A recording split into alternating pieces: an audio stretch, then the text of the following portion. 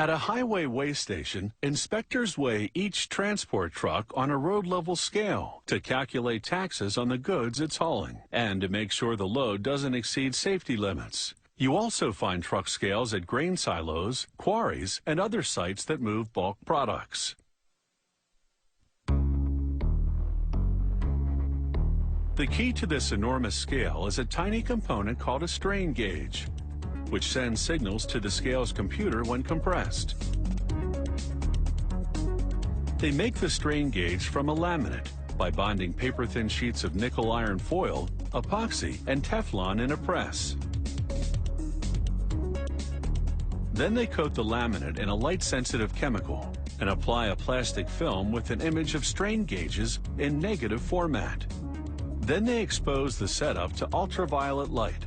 The light-sensitive chemical reacts, imprinting the images into the laminate's metal surface. Now they have rows of strain gauges. An inspector examines every gauge and marks any flaws to be discarded. Now a technician measures how much voltage flows through each gauge. If it's too low, she raises it by rubbing off a microscopic amount of surface metal. When the strain gauges are finished, they cut them apart and send them to the load cell department. There, workers delicately tape 4 strain gauges into each stainless steel load cell. Then they solder electrical wiring to each one. The wires all run to a circuit board at one end of the load cell. And from the load cell, wiring runs to the scale's computer readout.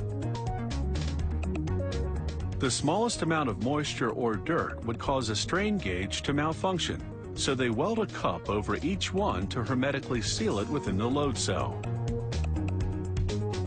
Every finished load cell undergoes a quality control check to verify that it works properly. The testing machine applies weight in increments until it hits the maximum weight the cell can bear, 34,000 kilograms or 75,000 pounds. The truck scale structure in which they'll install the load cells is called the weigh bridge. They begin assembling it upside down with a surface made of steel plates. To build the base of the weigh bridge, they lay out a grid of thick steel tubes and cross beams. Workers lower a guide to help them align the parts perfectly. Beneath each load cell is a pin. In order to weigh accurately, a load cell has to be level, so it's critical to make sure this pin is level before welding on the bulkhead that holds it.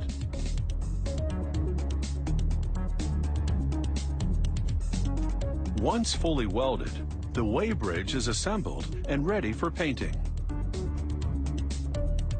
The paint equipment laces the powdered paint with a positive electrical charge and the weigh bridge with a negative one. This evenly draws the paint particles onto the steel like a magnet.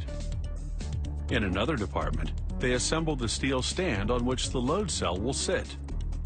A welder tacks the pieces together, then a robot does the full welding.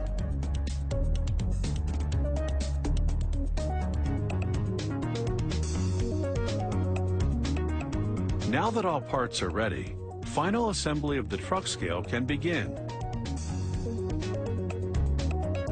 The weigh bridge, right side up now, contains 8 load cells at different locations. The first step is to install each load cell stand into its respective position. They insert a link on each side of the stand.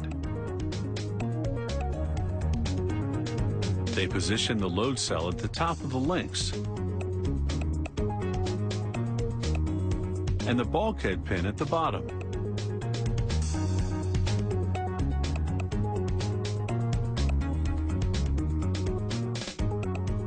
Then they close up the location with an access plate.